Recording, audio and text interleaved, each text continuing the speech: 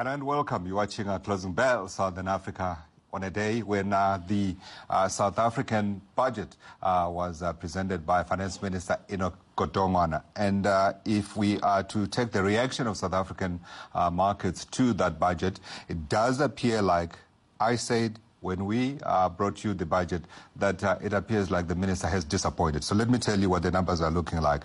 Look at the South African rand. When we started the broadcast, the rand was sitting around 17.55 against the US dollar.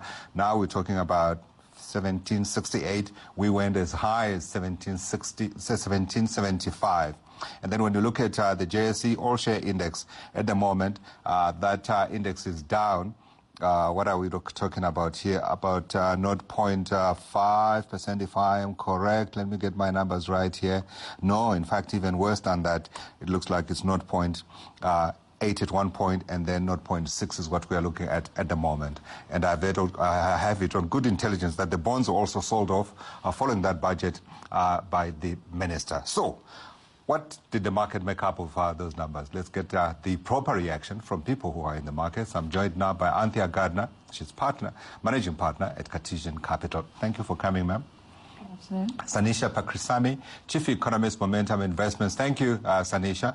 And Bianca Botes, she's Director, Citadel Global. Thank you for coming, Bianca. Sanisha, let me begin with broad macro numbers from your side. The initial reading I got was that the market was disappointed with two things. One, the widening of the deficit at the macro level, and then secondly, the increase in the indebtedness and also the peak at which that's going to happen, 75% of GDP, and then also the lower revenue collections. Let me get your views. Thanks so much, Godfrey. So yes, there was, initial market disappointment on the back of the numbers. And if we look at the consensus figures going into the budget, it looked as though we had a range of forecasts out there, but the numbers definitely came on the more bearish end of what consensus was looking for. And I think why the market was so disappointed is that most of the fiscal ratios and debt ratios and the figures looked worse than what was expected, but also because there was still quite a large cash balance sitting on government's balance sheet. And there was an expectation that government could potentially utilize that in order to decrease issuance in the market. And that was also not announced. So I think that was just another trigger for the market to take a more bearish cue.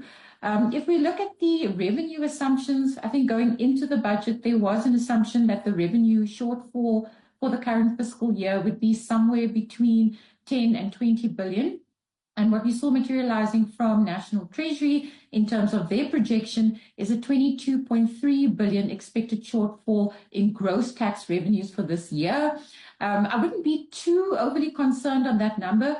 Quite a big portion of that was due to a fuel rebate that's expected to come through, about 9 billion.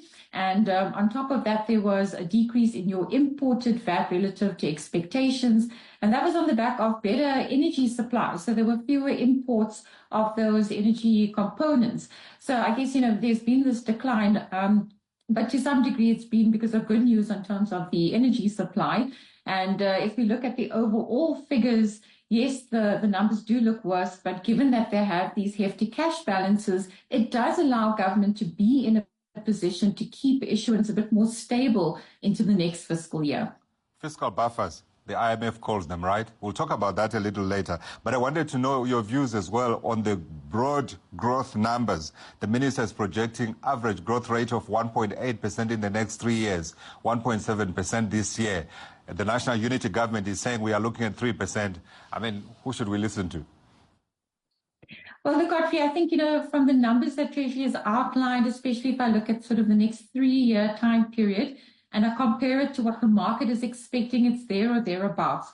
So I wouldn't say that Treasury is, overly pessimistic or optimistic on those numbers, very much bang in line with what the consensus is expecting. So if you take the current fiscal year plus the next 2 fiscal years and average it out, Treasury is looking for real growth of 1.5%. The Reuters consensus sitting at about 1.6%. So very much in line with that. I think where we as a nation really need to focus on is on the longer term trend growth expectations towards the back end of the medium-term expenditure framework, because this is really where we're going to see the fruits being born of the economic reforms, where the energy sector reforms, where the logistic reforms are going to have a more meaningful impact is not necessarily on year 1 and year 2's growth figures, but rather further out over that time frame. Okay. Am I hearing kick the can down the road? Anthea, your view in respect to what the minister presented today broadly, she did use the word the market was disappointed. Oh, absolutely. I think it's a culmination of a few things. You know, I think at the moment, South Africa really is about optimism, and we've got the GNU, and we're looking for things to happen. We're looking, expecting the lack of load shedding to have some positive impact, and then so the numbers came through very disappointing. I don't know if we can blame the finance minister. It's not all his doing, I believe, you know. Yeah. And so there are a few technical issues that we probably need to take into consideration, but generally, yes, market very disappointed. I think the finance minister seems to know exactly what needs to be done. There's no doubt about it. By the way, he's telling us where we're going and how he's wanting to do things, and so many, like just the little interesting things, you know. So his 4 pillars, for example, he understands that, as he calls it, maintaining macroeconomic stability is crucial for South Africa. And unfortunately, it's been great watching, like, the post-GNU formation, optimism and the markets rallying. Yeah. But there's no doubt that with that, we're going to need structural changes. And the way I see it is the GNU kind of are policing each other. Right. But they're not aligned enough to come up with economic policies that will promulgate or promote economic growth, which structurally is exactly what we need. Right. We need something that says where are we going and how are we going to do it. Yeah. So for example, the first pillar, you know, the minister did point out that low stable inflation and sustainable fiscal policy, and he's spot on. That's exactly what we need. The question is, how does he do it? 100%. Or how does everybody in the cabinet or all people in South Africa work together to do it? Yeah. There's a lot of reliance, in my view, on the private sector, which I'm beginning to think the private sector is getting a bit bored of this now. You know, we're going to call in the private sector and they'll save us and make everything right. Yeah. Wouldn't it be great if, like China, we had a self-imposed GDP growth target? So they've got this 5%, which we all complain about every time they miss it. Yeah. But we'd love to get 4.5% or 4.8% like they've got 100%. In China. And there's this interesting discrepancy that a couple of days ago, politicians or Cyril said 3%. Yeah. And the hasn't said the same thing. Oh, there you go. Yeah. Oh, right. Yeah, so they're in alignment for a change. But the reality is the Treasury has said, well, we're aligning more closely with the IMF. Yeah. Let's hold them to this 3% GDP growth, because that would make really the biggest economic change. And then this budget wouldn't be such a disappointment. Absolutely. Every time. So I had a chat earlier, actually, with David Makura. He is now head of political education inside the ANC. He has some interesting things to say about how the government of national unity works, but that story is for tomorrow. I wanted to follow up on you and ask, in terms of the things that you saw today, are you suggesting that the minister has dealt okay with the hand he has been dealt by the existing economy and existing policies? Godfrey, I don't think that this is the budget for change. You know, the medium-term budget is like, let's just take the temperature of what's happening. Yeah. I think we're going to have to wait until February to see, like, what he's implemented or what he's going to implement and how he's going to get us back on course. Because obviously we've swayed off course from the last budget that he wanted or that he was projecting. Yeah. Yeah. In worse circumstances, it has to be said, that budget that he presented last year versus this year. Yeah. And when you say worse circumstances, we were in darkness, but our sentiment and the business sentiment wasn't great. Absolutely. You know, and now we've also got lowering interest rates. Yeah. So was it really Yeah, you're right. It was was a lot worse last time. Yeah, 100%. Okay, we're going to talk about the GNU and his input, because I want a specific question on that. And then I also want to talk a little bit about the inflation target question, because he speaks about, as you say, lower inflation being a key ingredient. Bianca, let me come to you. A conversation of the show, you spoke about the fact that there was an initial sell-off from the bond market. So the disappointment is complete, right? Across all the asset classes. Yes, so what we actually saw is we saw a weakening in the rand, which wasn't necessarily an enormous weakening, but there was a weakening nonetheless. We saw a sell-off in the bond market. We actually saw a sell-off in the R2020, 2033s and 35s. And we also saw quite a significant sell-off. The 10-year, yes. Yeah. We also saw quite a significant sell-off in the JSE, as you mentioned earlier, close to 1% sell-off over there. But I also think it's important that we don't just go into tunnel vision mode and say, you know what, this market movement is solely attributed to the midterm budget policy statement. As we are aware, things happen across the world all the time. And while the midterm budget policy statement definitely filters into the sentiment when we start looking at South African assets, it's not the sole contributor or driver of the underlying asset price. Got you. Okay, but at the same time, we had all been raised in the past, how many months, 3.5 months or so, on this optimism around South Africa. The Reserve Bank has cut interest rates and is expected to continue cutting interest rates. We have got a stable political environment underpinning the politics of the country. And then at the same time, we have got an end, if you like, to load shedding, even though we haven't reached the official date, which is, I think, February 2025. That's what the chairman of Eskom told me. So isn't it correct to judge the minister and say, in this budget he's disappointed, and perhaps some of the projections that he's giving could have been better? Absolutely. I think, one of the key things that we need to look at here is obviously the debt, the government debt burden that we are looking at. And I think that's been So they've continued spending even though the money on the receiving side has not been coming in. Absolutely. And to some point, you need to hold them account and say, okay, but when are you going to start taking more austerity-based measures? Thank you. Fiscal consolidation, he's been singing and banging that drum for how long now? For years, okay? Yeah. It's nothing new. We've been saying for years that we need to rein in fiscal spending. The wages, for instance, public sector wages, has been a contentious matter for years. And that hasn't really been solved. And yes, they are bringing policy to the table. And yes, they are saying, we understand this is an issue. We need to appease international investors. We need foreign investors into South Africa. But at the same time, they're not really tightening the belt as much as the market would like them to tighten that belt. And that is why we saw that sell-off in the bond market. That was purely a debt burden issue. It wasn't a matter of, do we see structural changes coming through in the next year? Do we believe in the GNU? It was a problem of our debt position deteriorating over the past year. I wish I could ask the minister if there was any input in from the other members of the government of national unity, but you probably won't answer that question in any great amount of detail. Salisha, I just wanted to come back to the issue of some of the misses that we saw in this budget from the minister. So he spoke about the fact that on the tax side, whichever way you look at it, whether you're talking corporate, you're talking individual, you're talking VAT, that was all down. And then on the other side, he then raised his hand and said, tell you what, fiscal consolidation failed in this instance.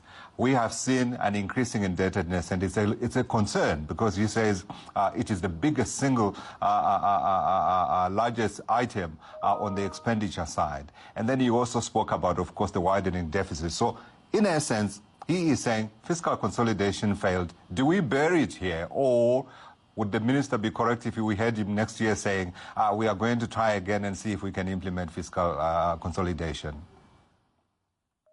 I can understand your skepticism, especially if you look at something like the expenditure ceiling, which we continuously surpass and then, set a new ceiling. I mean, the whole point of having a ceiling is that you don't breach it.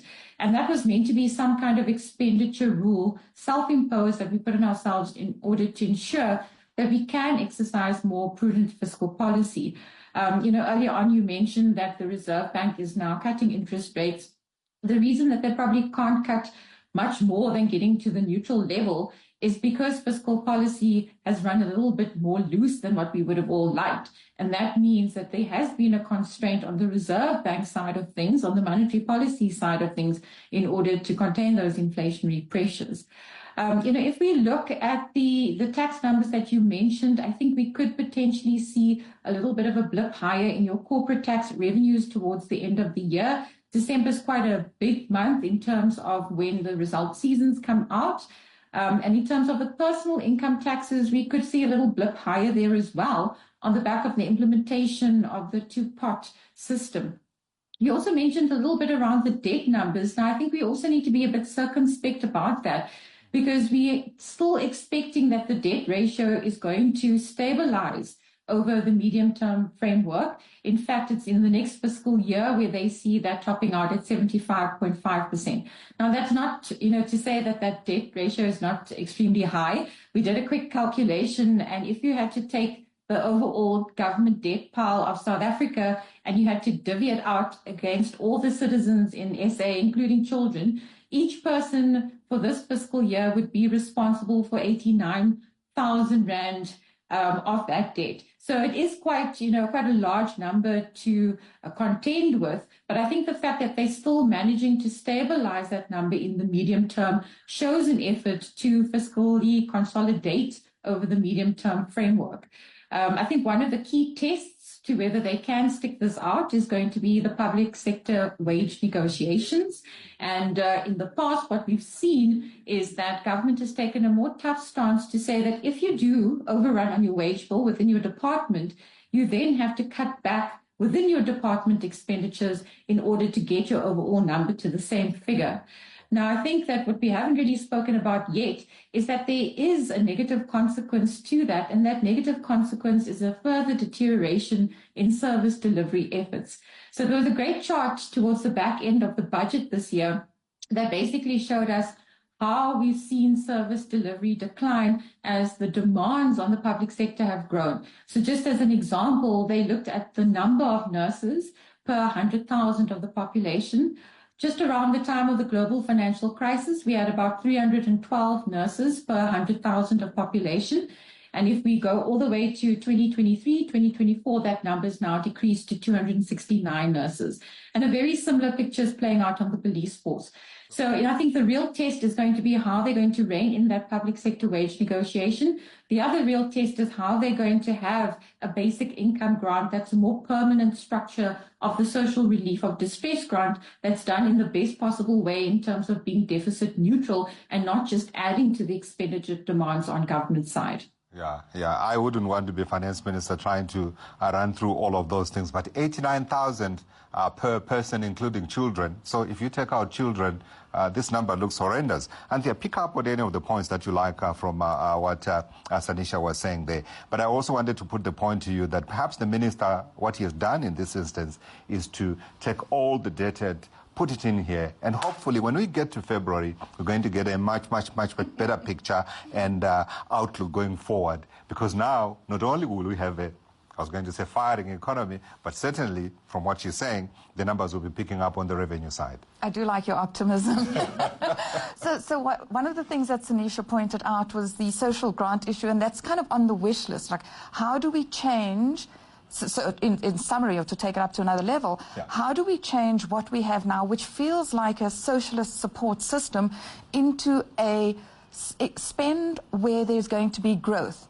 So all the things he mentioned about the Cape Town container terminals, Quebec, all those like little structural issues that he wants to grow, and he understands that you have to spend money on infrastructure and revenue generating assets if things are going to look better next year. That's where he kind of called in the private sector, which I'm a bit skeptical on at the moment. It's a point I wanted to follow up, but go on. Right.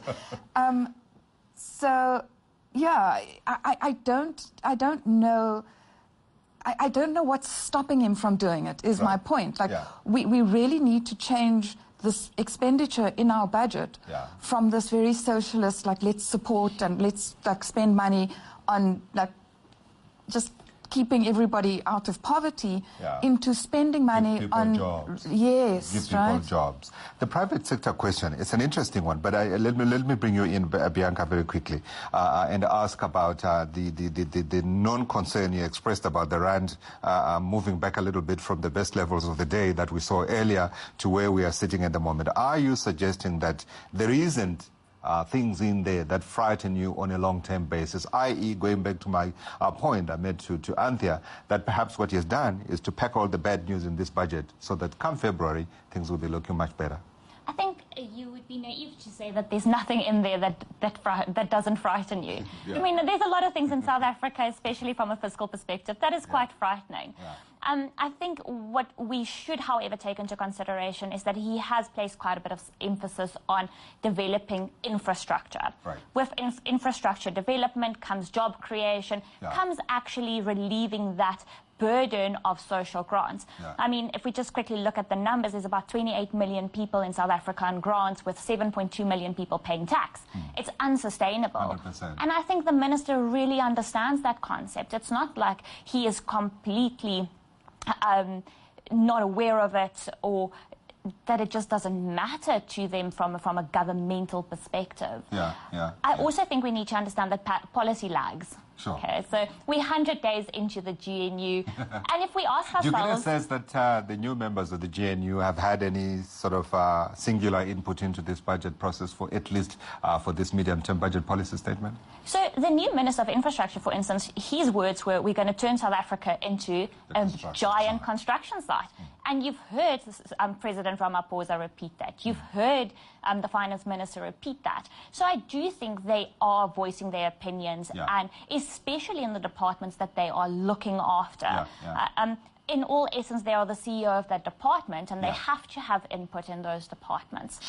Let's ask the economists, because one of the points that the minister made in this budget is the creation of this vehicle that's going to be a blend of risk sharing with the private sector as they try to crowd in private sector money. Sanisha, I'm hoping that in your drive to Pretoria, coming back to Johannesburg, you were able to look at that one and assess whether it's feasible, or, I mean, they're saying this thing will only be operational in another year. Let's put it that way.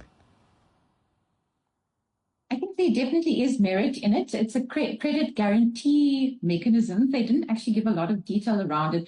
But what it's really meant to do is to de-risk the projects. And it also takes away from the contingent liabilities that are sitting on government's balance sheet. And so, all in all, it's better for government. It does also allow for more private sector participation. There was a little line there in the budget that also said that government would like to get the private sector on board for their technical skills and expertise as well. So it's not really just the financing aspect of it, but there is also a realization that there needs to be some technical skills being transferred from the private sector into the public sector in order to grow, the economy through construction. Now, why construction? So they basically looked at the multipliers of the various industries in South Africa, and they said that if you spent R1 million in the construction industry, you could probably create between 3 and 4 jobs for people that have a matric or higher. Now, for me and my fellow panelists in the financial services industry, if we spent R1 million, we would probably only create about 2 jobs. So that multiplier that is associated with the construction industry is just that much higher. And that is why they want to propel the construction industry to really accelerate economic growth from that aspect of the economy. Yeah, we never have enough time, but I've got enough time to get a view from each of you just in terms of the key takeaways. And I want to pick up on you, Anthea, because she is speaking about that construction side of it. And I'm thinking from a market perspective, does that perhaps have you lean towards those construction companies that have been unloved? How many years now? Almost 14 years. Yeah, because I remember 2010, right? Yeah. We haven't, no. We need... of course we would if there was a catalyst, that's our job. So we're not emotional about this at all. Everything is pragmatic, and when we think there is a catalyst on the table, a lot of this budget feels like it was you know, he said all the right things. He used all the right words. I mean, Operation Vulindlela has been coming for how long now? And again, he mentions it, and infrastructure. They know what, as Bianca said, they know what needs to be done. Yeah. And until we see a catalyst, until we see structural change, we're still a bit nervous on South Africa. We love the fact that the market has rallied on sentiment, make no mistake. But I am long puts, let me tell you. Oh, rallied long on sentiment. Bianca, your closing thoughts? I think I agree with Anthea. You know, you actually need to see the proof in the pudding. Yeah. I think next year, October, when we have the midterm budget policy statement and they need to recap on what they delivered to us in February and where they are, that will really be the true measuring stick in terms of what have we done, how have we changed. Yeah. And I think the budget in February will be really, really important in terms of looking for those policy changes that we are all looking for. Yeah. As Anthea mentioned earlier, the midterm budget policy statement is not necessarily to speak about reforms. Yeah. What are we going to do? How are we going to change it? Yeah. It's really just to say, this is where we were, this is where we are now, and this is how the two compares versus what we promised, what we delivered. Yeah. And so now we go into the next promising phase. Okay, so we must mark him harder come February. Come February, definitely. Okay. Sanisha? Well, Godfrey, I think, you know, there were some questions left unanswered. You know, what's going to happen with the public sector wage bill? Are they going to be able to stick to their guns this time around? Will we be giving Transnet more money given their infrastructure woes and their railway capacity constraints? And then, of course, what happens to the extension of the social relief of distress grant to make it more permanent? So these three are big expenditure items that we don't really have an answer for just yet. And, you know, the long sentiment argument, I think that's 100%. So looking at the rating agencies as an example, now I think they'll be looking for the concrete evidence of a consolidation on the fiscal side, of tangible progress on the structural reform efforts. That said, I think we are definitely moving in the right direction, and we are definitely seeing some of the fruits being born of previous economic reforms, such as the energy supply issue. Sure. Okay.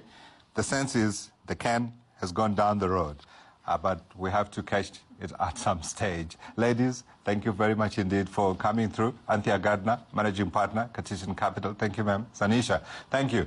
Chief Economist, Momentum Investment. Bianca, thank you. Director at Citadel Global. In the meantime, the markets haven't gone anywhere from when we started the program. We're still talking 0.2% down on the all-share index. The rand is still hanging, let me put it that way, 1770 against the US dollar. On the day, unchanged, but during the day, we did swing about a little bit. And let's take a break. On the other side, when we come back, we are going to take a detailed look at